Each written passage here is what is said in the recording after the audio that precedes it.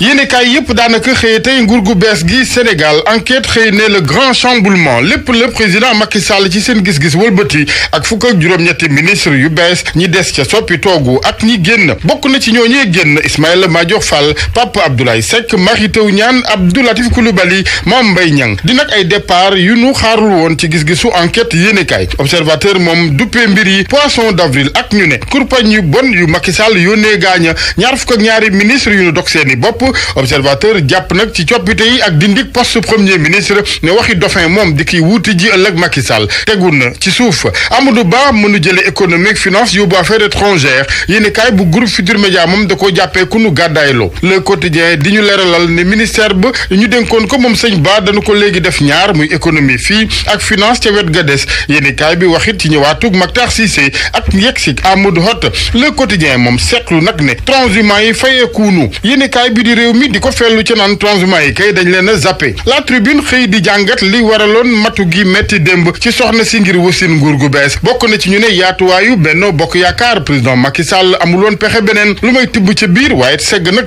profil ya ba ca topp mooy resserrement di wàññeek dajale yenn ministères yu ñu xamle woon ak la muy laaj ci dépense ak doxalin yeneen ca partenaire yu Sénégal rawatina këru koppar yu mag yi taxawoon di may gët sunum réew tribune ne lii lépp bokk na ci li waral jigéen wérul ji xaw tuut démb yëf yi mujj ci césarienne les échos moom Amadou Ba la gis ne moo yeexal ci walug liste bi démb yéenekaay bi ne nag du ca mën a sori ndax secret d'état waaye démb daal yëf yi ñu ne foofee la tagga témbe woon lu ñeel Mansour Faye goroy président ñu ne les échos dafa jàpp ne tey la ñu ko gën a dooleel ndax bu dee naam fa mu nekkoon am na doole la ñu ko dénk léegi naka noonu di développement communautaire ak équité sociale ndax ñu ne programme yi du PUMA PUDC bourse familiale ak yeneen i kuréel yi président nar a taxawali ngir néew doole yépp ci yoxoom lay tàbbi moom Mansour Faye waa Médina ñoom yéenekaay bi dafa jàpp ne dañ leen a rendi xatiit Ziguinchor ñu fay leen seenug lànk woteel Benno Bokk Yaakaar Libération moom jàppul ne Amadou Ba dañu ko delloo ginnaaw waaye sas bu bees lañu ko dénk ñu ne maanaam luy gën a taaral diplomatie bu Sénégal ak wàllu coopération internationale ginnaaw ñu ne moom Amadou Ba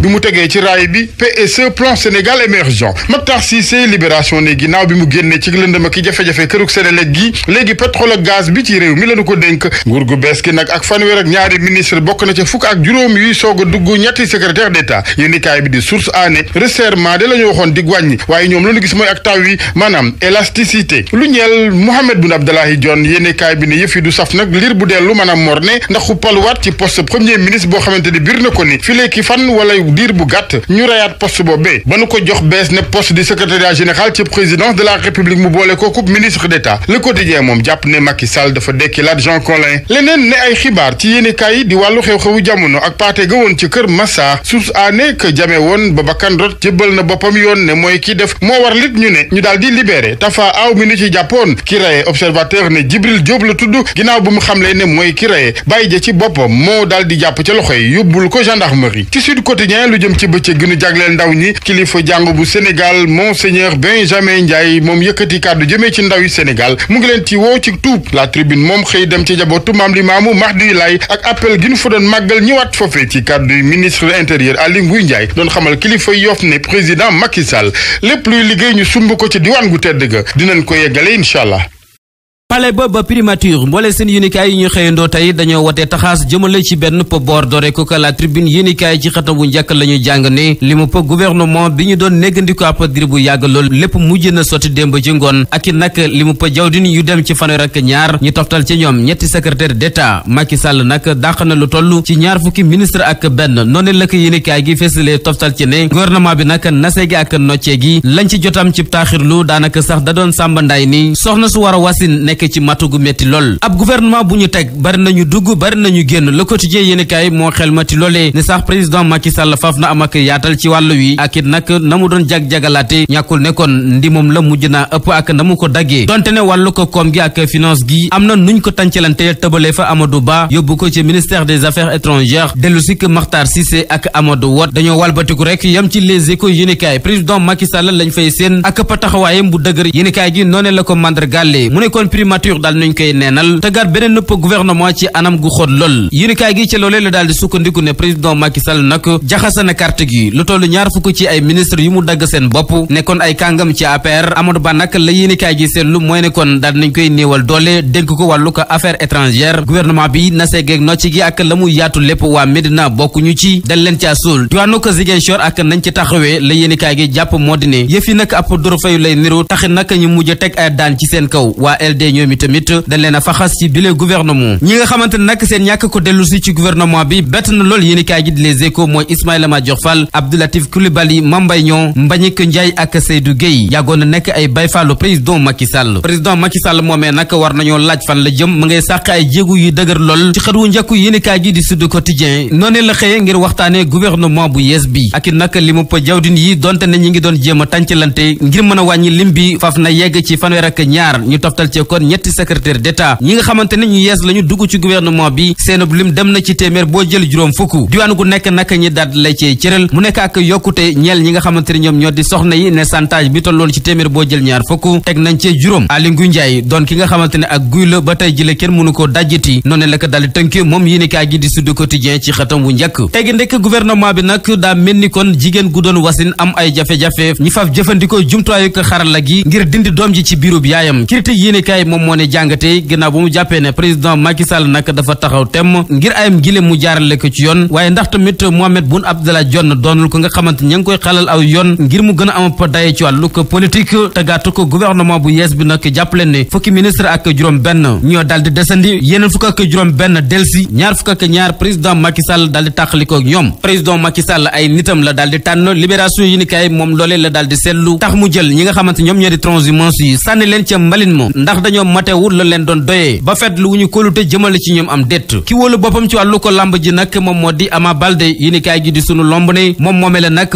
noppee naa sëgg bëre kii di Tapha Tine yéenekaay gi dafa seetlu ne nar naa doon aw xalu safara ci moom Ama Baldé ci yéenekaay gi lañu seen qualifié de moom nag ñàkkul ne day giif la meram taxit nag lépp lu mu teewoon ci xolam ma ngi koy yebbi ak it nag dal bu baax ci naataangoom yi fekk baax ci caaroy jàpp ne kon jafe-jafe bu ñu mën di am ci géew po lamb ji ñàkk gëm seen bopp mooy la leen ko yóbbee.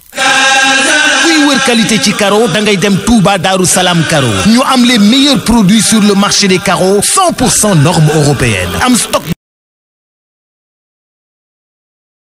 Et la revue de presse, elle est présentée par Georges Diop. Autant le dire tout de suite. Un seul sujet presque. Hein? Oui, Macky 2 en marche, ainsi par le Sud Quotidien. C'est à propos donc du nouveau gouvernement. Sa composition, selon Direct Info, 32 ministres et 3 secrétaires d'État pour un nouveau Sénégal. Tribune retient que Macky a limogé 21 ministres. L'Observateur fait plutôt état de 22 ministres conduits à la guillotine. Même chiffre à la une de Réumi. 22 sortants, 12 entrants, 10 changements. Constat. Et cela est souligné par le Premier ministre. Toutes les 14 régions sont représentées dans le gouvernement. L'Observateur appelle ça la région d'État contre la raison d'État.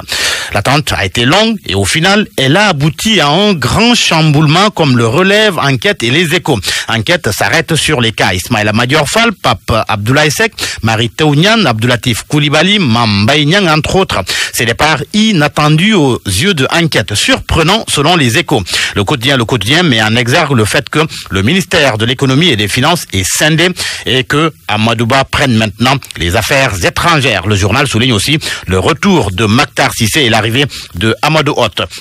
Les nouveaux membres du gouvernement, justement, Enquête décline leur profil et l'Observateur à ses pages 5, 6 et 7, leur visage et parcours. Il s'agit de Ndeye Tické Ndiaye, Cheikh Omar Anne, Néné Fatoumata Tall, Moussa Baldé, Abdou Karim Sall, Zahra Iyane Thiam, Amadou Hott, Dame Diop, Abdou Karim Fofana, Aminata Assom Diatta, Mactar Cissé, Mamadou Salih Sow, Mayacine Camara, Samba Ndiobenka et Moïse Sarr. Les hommes du président à la manette, qui sont-ils réellement? Leur photo à la une de Libération.